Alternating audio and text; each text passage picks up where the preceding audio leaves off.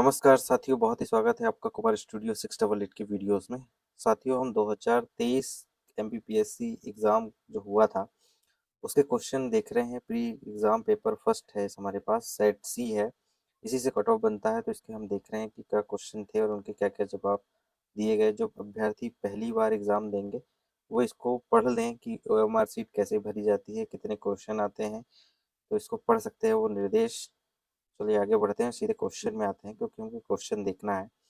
कुछ क्वेश्चनों के जवाब सही हैं, कुछ के गलत हैं। देखेंगे कौन से सही कौन से गलत हैं। तो ये हमको बनाया हुआ है ये पेपर कहीं से मिला है, तो उसने टिक मार्क किया था। हालांकि ये गलत है, आप लोग एग्जाम पेपर में ऐसा टिक मार्क ना करें। तो चलिए देखते हैं पहला क्वेश्चन है कि पूर्णा नदी निम्नलिखित में से किसकी सहायक नदी है। जो पूर्णा नदी है वो किसकी सहायक नदी है? पहला नर्मदा, दूसरा ताप्ती, सोनार या दशान। तो जो पूर्णा नदी है, ये मध्य प्रदेश की जो ताप्ती नदी है, इसकी सहायक नदी है। क्योंकि मध्य प्रदेश की जो ताप्ती नदी है, वो बैतूल से निकलती है और यह नर्मदा के समानांतर बहते हुए अरब सागर में जाके गिर जाती है। तो इसकी ही सहायक नदी है, क्योंकि ये जो पूर्णा नदी है, ये भी मध्य प्रदेश के बैतूल से निकलती है और बैतूल से निकल के ये जाके महाराष्ट्र के जलगांव जिले में जा करके तो यह ताप्ती नदी पे मिल जाती है। तो पूर्णा नदी ध्यान रखना है, पूर्णा नदी ताप्ती नदी की सहायक नदी है। अब पूर्णा नदी का आपको क्वेश्चन भी पूछ सकता है कि ये कितने राज्यों में बहती है। तो पूर्णा नदी 3 राज्यों में बहती है, एक मध्य प्रदेश, दूसरा आपका गुजरात और तीसरा महाराष्ट्र। तो ये भी इम्पोर्टेंट है कि ये 3 राज्यों में बहती है, 3 राज्यों में बहने वाली नदी है ये। और थोड़ा सा हिस्सा जाता है इसका गुजरात में, ज़्यादा नहीं जाता है। बैतूल से ही निकलती है ये नदी और वहाँ जाके ताप्ती नदी में मिल जाती है। अगला क्वेश्चन देखेंगे, मध्य प्रदेश की जलवायु के संदर्भ में निम्नलिखित में से कौन सा कथन सही नहीं है। और मध्य प्रदेश की जलवायु है, उसमें से कथन दिए गए हैं, 4 कथन है। इन 4 कथनों में से एक कथन जो है सही नहीं है। हमें उसे फाइंड आउट करना है कि कौन सा कथन सही नहीं है। पहला है, मध्य प्रदेश की जलवायु उष्ण कटिबंधीय है। बिल्कुल सही है, मध्य प्रदेश की जलवायु हम बचपन से पढ़ते आ रहे हैं, उष्ण कटिबंधीय है। यह राज्य मानसूनी जलवायु के अंतर्गत आता है। हाँ, मानसूनी जलवायु, मानसूनी वर्षा भी होती है मध्य प्रदेश में, तो मानसूनी जलवायु के अंतर्गत भी आता है। तीसरा है, राज्य के दक्षिण भाग में शीतोष्ण कटिबंधीय जलवायु पाई जाती है। बिल्कुल गलत, क्योंकि हमारे यहाँ शीतोष्ण कटिबंधीय जलवायु नहीं पाई जाती है। दक्षिणतम हिस्से में जिसमें छिंदवाड़ा आ जाएगा, बैतूल आ जाएगा, खंडवा आ जाएगा, खरगोन आ जाएगा, सिवनी आ जाएगा। तो इन जिलों में जो है शीतोष्ण कटिबंधीय जलवायु नहीं पाई जाती है। अगला हमारे पास है कि कर्क रेखा इसके मध्य से निकलती है। बिल्कुल मध्य प्रदेश के मध्य से कर्क रेखा निकलती है। तो हमको फाइंड आउट करना था सही कथन नहीं है को, जो कथन सही नहीं है उसे फाइंड आउट करना था। तो हमारे पास विकल्प जो आया वो सी नंबर का बिल्कुल करेक्ट आया कि राज्य के दक्षिण भाग में शीतोष्ण कटिबंधीय जलवायु नहीं पाई जाती है। चलिए अगला प्रश्न देख लेते हैं, बीजागढ़ की पहाड़ी निम्नलिखित में से किस पर्वत श्रेणी के अंतर्गत आती है या पर्वत श्रेणी में है। तो बीजागढ़ की पहाड़ी कुछ पुस्तकों में सतपुड़ा के अंतर्गत आता है, तो सतपुड़ा वाले ने लगाया होगा सतपुड़ा। कुछ बताते हैं कि विंध्याचल के अंतर्गत आती है। दोनों पे कंफ्यूजन है, किसके अंतर्गत आती है बीजागढ़ की पहाड़ी, ये देखने वाला प्रश्न होगा, क्योंकि अलग अलग पुस्तकों में अलग अलग जगह बताता है। तो दोनों ऑप्शन आप सही मान के चलिए, एक सतपुड़ा एक विंध्याचल। जिसने जो लगाया होगा या बुक चेक कर लीजिएगा, जो भी आपको ट्रुथ उसमें मिले देख लीजिएगा। बाकी ये दो तो नहीं है, कैमूर भी नहीं है, महादेव श्रेणी इनके अंतर्गत नहीं आती है। चलिए आगे देखते हैं, मध्य प्रदेश में किस प्रकार के वन नहीं पाए जाते। जो पूरा मध्य प्रदेश है उनमें किस प्रकार के वन नहीं पाए जाते हैं, ये देखेंगे। उष्ण कटिबंधीय अर्ध पर्वतीय वन ये मध्य प्रदेश में पाए जाते हैं। उप अर्ध पहाड़ी वन ये मध्य प्रदेश में पाए जाते हैं। कांटेदार वन जहाँ वर्षा नहीं होती वहां होते हैं, ये भी मध्य प्रदेश में पाए जाते हैं। अल्पाइन वन मध्य प्रदेश में नहीं पाए जाते। तो आंसर इसका हो जाएगा डी नंबर। जो आंसर है वो बिल्कुल करेक्ट है कि मध्य प्रदेश में जो है कौन से वन नहीं पाए जाते, अल्पाइन वन जो है मध्य प्रदेश में नहीं पाए जाते। इनकी विशेषता क्या होती है, इनकी विशेषता ये है कि ये जो वन है अल्पाइन वन, ये ऐसे पहाड़ों में पाए जाते हैं जिनकी ऊंचाई 2500 से लेकर लगभग 3500 मीटर में होती है। ऐसे पहाड़ जिनकी ऊंचाई 2500 से 3500 मीटर में होती है, जो शीत या ठंडे प्रदेश होते हैं वहाँ ये मिलते हैं। तो ज्यादातर हिमालय की तराई या हिमालय के क्षेत्र में आपको देखने को मिलेंगे। मध्य प्रदेश में अल्पाइन वन नहीं पाए जाएंगे, क्योंकि मध्य प्रदेश में हाईएस्ट चोटी जो है वो 1350 मीटर ही है। 1350 मीटर धूपगढ़ की चोटी महादेव पर्वत श्रेणी के अंतर्गत आती है या सतपुड़ा पर्वत श्रेणी में आती है। तो यहाँ तो संभावना ही नहीं है कि मध्य प्रदेश में अल्पाइन वन पाए जाएंगे। ये क्वेश्चन करेक्ट था, ध्यान रखेंगे। चलो अगला क्वेश्चन की तरफ चलते हैं, और अगला क्वेश्चन क्या है हमारा, देखते हैं कि मध्य प्रदेश में से निम्नलिखित में से कौन सा थर्मल पावर स्टेशन अनूपपुर जिले के चचई में स्थित है। तो इसमें कुछ थर्मल पावर स्टेशन के नाम लिखे हैं, हम एक एक पढ़ के देखेंगे और देखेंगे कौन सा मध्य प्रदेश के अनूपपुर जिले में आता है। पहला है सतपुड़ा पावर स्टेशन। तो सतपुड़ा पावर स्टेशन का ध्यान रखेंगे कि सतपुड़ा पावर स्टेशन है, ये मध्य प्रदेश के बैतूल में है, तो ये अनूपपुर में तो होगा नहीं। अमरकंटक अनूपपुर पास पास है, तो ये यहाँ से ऐसे लगा सकते हैं कि ये जो है मध्य प्रदेश की कहाँ है, अमरकंटक में है। तो अमरकंटक आपने लगा लिया। बाण सागर पावर स्टेशन, ये तो है ही नहीं, बाण सागर पावर स्टेशन है ही नहीं, ये जल विद्युत का है, बाण सागर पावर प्लांट है। यहाँ पर जल से विद्युत बनाई जाती है पावर स्टेशन, यहाँ थर्मल पावर स्टेशन नहीं है। ये thermal power station Madhya Pradesh में सिर्फ 4 ही हैं। मध्य प्रदेश में 4 थर्मल पावर स्टेशन है। पहला है आपका अमरकंटक, अमरकंटक पहला है अमरकंटक, बता दूं, अमरकंटक पहला है अमरकंटक। मध्य प्रदेश में 4 थर्मल पावर स्टेशन है, पहला अमरकंटक है जो अनूपपुर जिले में आता है, पहला ये हो गया। दूसरा है सतपुड़ा, कौन सा, सतपुड़ा थर्मल पावर स्टेशन। और सतपुड़ा थर्मल पावर स्टेशन कहाँ आता है, तो ये मध्य प्रदेश के बैतूल में आता है। बैतूल जिले के घोड़ा डोंगरी स्टेशन रेलवे स्टेशन है, उसी के वहीं पर मिलेगा आपको, उसी जगह मिल जाएगा आगे पे। तो ये सतपुड़ा हो गया। फिर है हमारे पास Sanjay Gandhi thermal power station, कौन सा, Sanjay Gandhi, Sanjay Gandhi thermal power station है, और ये संजय गांधी मध्य प्रदेश के उमरिया जिले में है, उमरिया जिले में मध्य प्रदेश के। तो 3 हो गए हमारे पास। चौथा है सिंगाजी थर्मल पावर प्लांट, कौन सा, Singaji thermal power plant, Singaji thermal power plant, और ये हमारा है खंडवा में, खंडवा में है। तो मध्य प्रदेश में 4 ही पावर स्टेशन है या थर्मल पावर स्टेशन है, ये आपको ध्यान रखना है टोटल। तो इसमें क्या कौन कौन सा दिया था, सतपुड़ा पावर स्टेशन ये तो है ही है मध्य प्रदेश में, अमरकंटक है, बाण सागर पावर स्टेशन, ये तो पावर स्टेशन है ही नहीं, ये जल स्टेशन है, ये जल स्टेशन नहीं कहेंगे, ये जल से यहाँ पर विद्युत उत्पादन किया जाता है। अब हाँ, कुछ लोग यहाँ पर कंफ्यूजन होंगे कि पावर स्टेशन क्या होता है, थर्मल पावर स्टेशन क्या। थर्मल पावर स्टेशन वो होता है जहाँ पर भाप से विद्युत बनाई जाती है, जिसमें कोयला डाला जाता है, पानी को गर्म किया जाता है, और उस गर्म पानी से जो भाप निकलती है उससे विद्युत बनाई जाती है, वो टरबाइन को घुमाती है। तो ये जो थर्मल पावर है इस प्रक्रिया में काम करती है। तो मध्य प्रदेश में 4 ही हैं, पहला अमरकंटक अनूपपुर जिले में है, दूसरा सतपुड़ा थर्मल पावर स्टेशन जो बैतूल में है, तीसरा संजय गांधी था जो हमारे पास है थर्मल पावर स्टेशन, वो उमरिया में है, और चौथा नंबर सिंगाजी था थर्मल पावर स्टेशन जो खंडवा में है। मध्य प्रदेश में सिर्फ 4 ही हैं, ध्यान रखेंगे।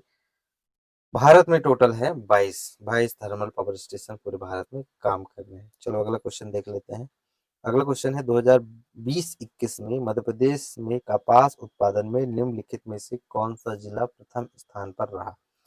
तो 2020-21 पूछा गया है। 2020-21 में जो खरगोन जिला है, बिल्कुल करेक्ट लगाया इसने, खरगोन जिला जो है कपास उत्पादन यहाँ पर सर्वाधिक हुआ है। देखो पन्ना में तो होता ही नहीं कपास, उधर मंडला में भी नहीं होता और दमोह में नहीं होता, तो ऑप्शन खंडवा खरगोन ही तो आता। खरगोन में सबसे ज्यादा कपास उत्पादन होता है, छिंदवाड़ा में होता है, बुरहानपुर में थोड़ा सा होता है, ज्यादा नहीं है, कम मात्रा में है।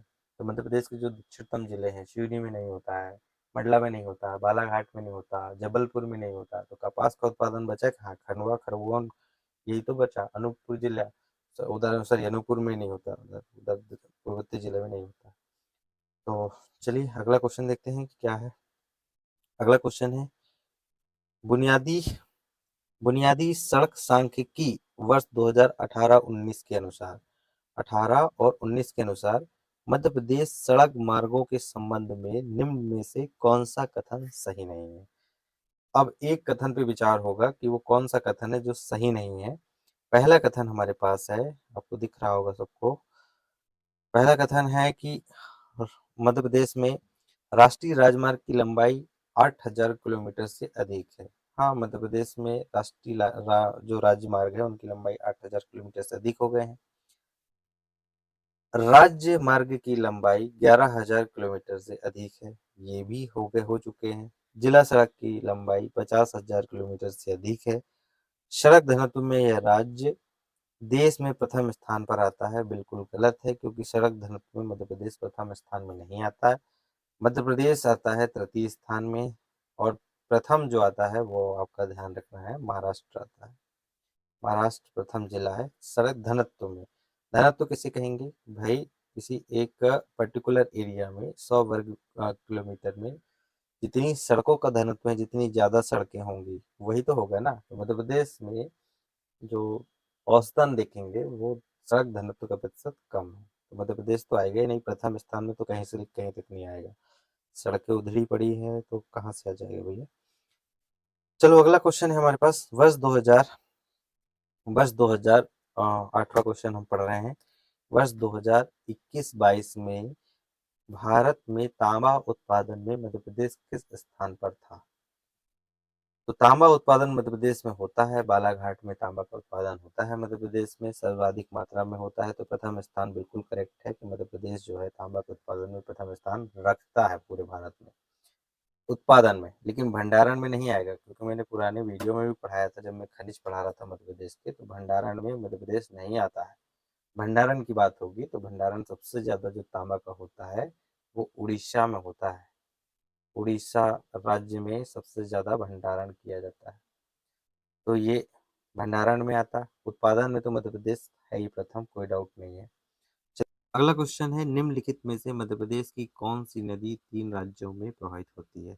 तो नीचे कुछ नदियां दी हैं, उनमें से देखना है कि कहाँ से कौन सी नदी जो 3 राज्यों में जाती है। ये नदी नहीं जाती मध्य प्रदेश में।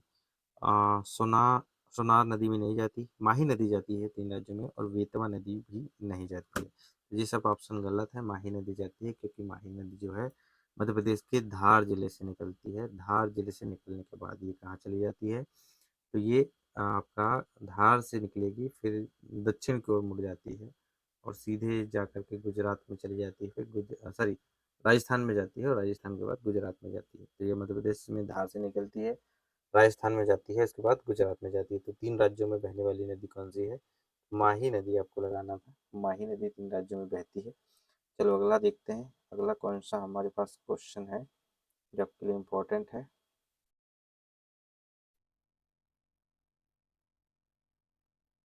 निम्नलिखित में से कौन सी विशेषता मध्य प्रदेश की काली मिट्टी के संदर्भ में सही नहीं है? वो कौन सी विशेषता है जो मध्य प्रदेश में काली मिट्टी के संदर्भ में सही नहीं है? तो काली मिट्टी को कपास की मिट्टी के रूप में भी जाना जाता है, बिल्कुल सही है। कपास के रूप में सर्वाधिक कपास जो होता है वो काली मिट्टी में ही होता है।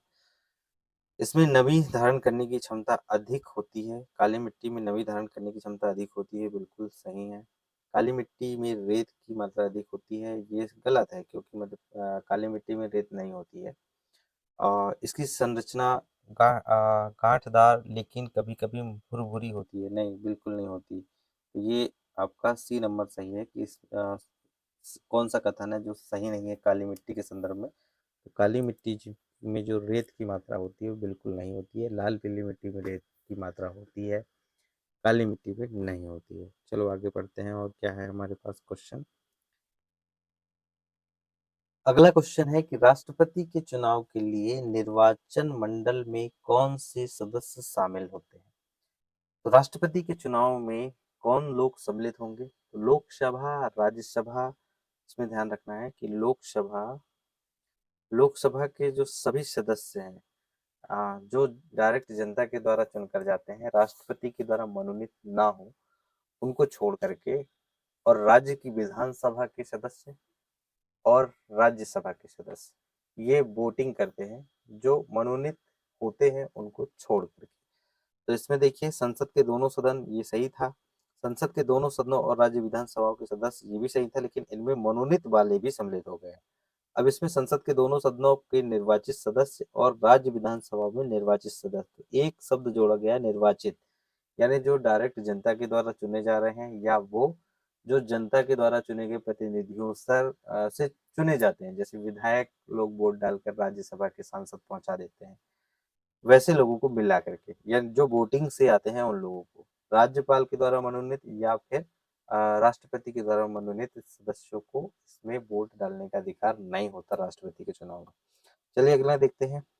अगला क्वेश्चन है, राज्य के नीति निर्देशक तत्वों की व्याख्या भारतीय संविधान के पार्ट 4 का में की गई है। यह व्यवस्था किस देश के संविधान से ली गई है? तो देखेंगे कि पार्ट 4 का में जो नीति निर्देशक तत्व है भारतीय संविधान के, वो कहाँ से आया है? तो वो आयरलैंड के संविधान से आया है। तो ये नीति निर्देशक तत्व जो होते हैं, जो हमने लिया है, 12 वैक्स उधार का थैला भारतीय संविधान है, उसमें आयरलैंड के संविधान में से हमने नीति निर्देशक तत्वों को सम्मिलित किया, जोड़ने का काम किया। अगला क्वेश्चन है कि संसद का निर्माण निम्नलिखित में से किसके द्वारा होता है? संसद का निर्माण किसके द्वारा होता है?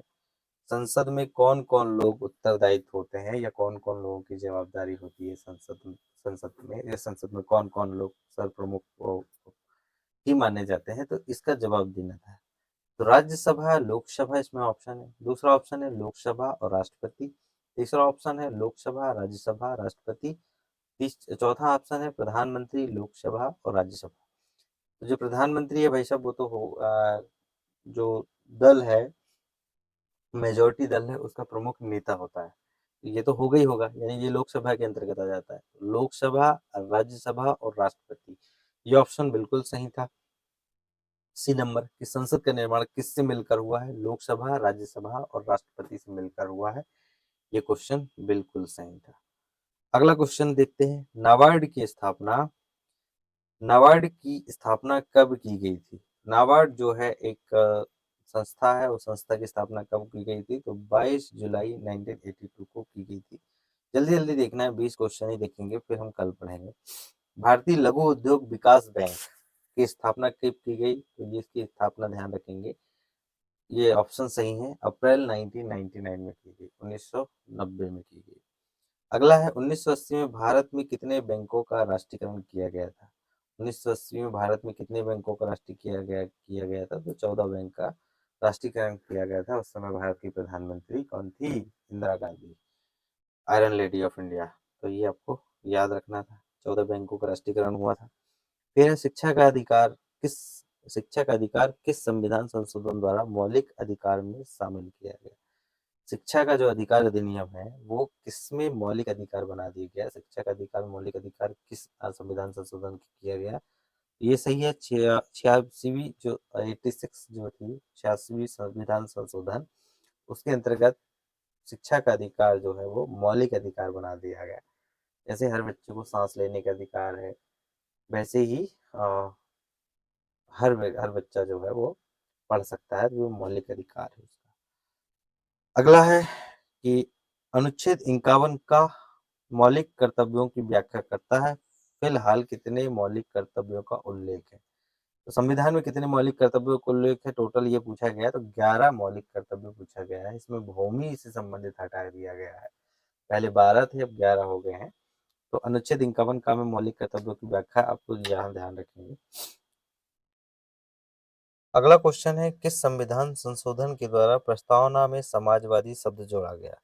वो कौन सा अमेंडमेंट था जिसमें संविधान में समाजवादी शब्द जोड़ा गया? जो प्रस्तावना है उसे उद्देशिका भी कहते हैं, और उद्देशिका जो है भारतीय संविधान की आत्मा भी है।